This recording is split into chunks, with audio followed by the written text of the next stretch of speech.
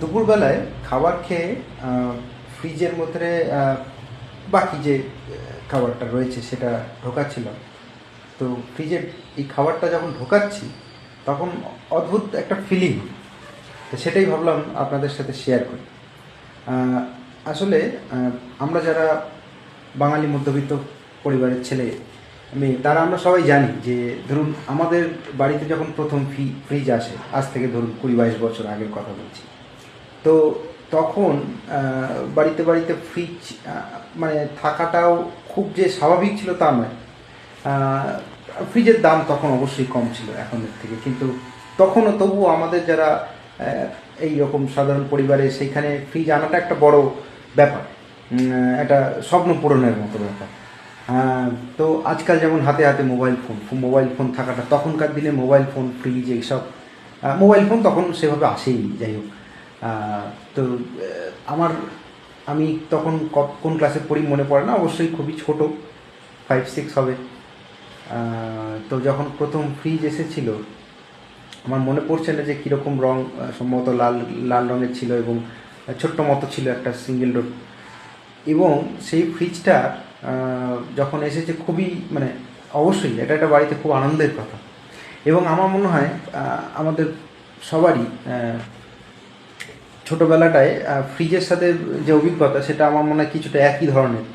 সেটা হয় কি যে ওই গরমকালে মায়েরা হয়তো, মা বাবারা হয়তো জল রেখেছে, ঠান্ডা জল খেতে, আমরা সেই চুরি করে আর কি, একটু মা দেখছে না বাবা দেখছে না গিয়ে একটুখানি জল বের করে খেয়ে নিলাম, তারপর মায়ের কাছে বকুনি খেলাম।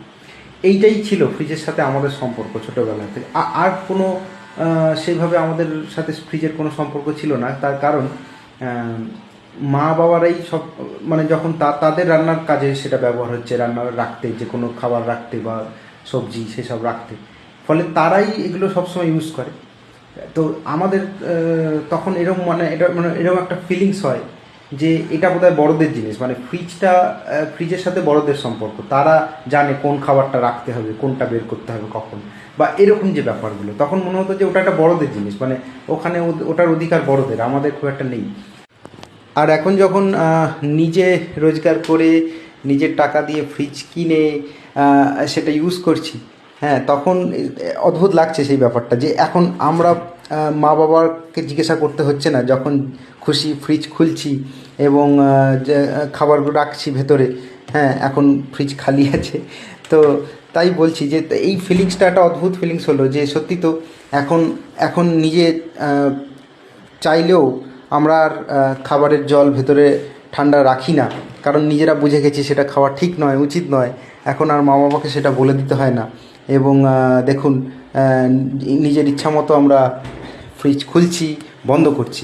তো হঠাৎ করে এই একটা ফিলিংস হলো যে তাই তো, এখন এটা আর বড়দের নয়, এটা আমার নিজের কন্ট্রোলে এসে গেছে। হ্যাঁ, তো আমার যখন খুশি আমি আমার ইচ্ছা করতে পারছি, এটা এখন আমার ফ্রিজ। তো এইরকম একটা সুন্দর একটা অভিজ্ঞতা। তো আপনাদের কারোর এরকম ফিলিংস হয়েছে কি না জানাবেন। আপনাদের ছোটোবেলা আপনাদের ফ্রিজের সাথে কী অভিজ্ঞতা, কমেন্টে লিখে জানাবেন। ব্যাস এইটুকুই।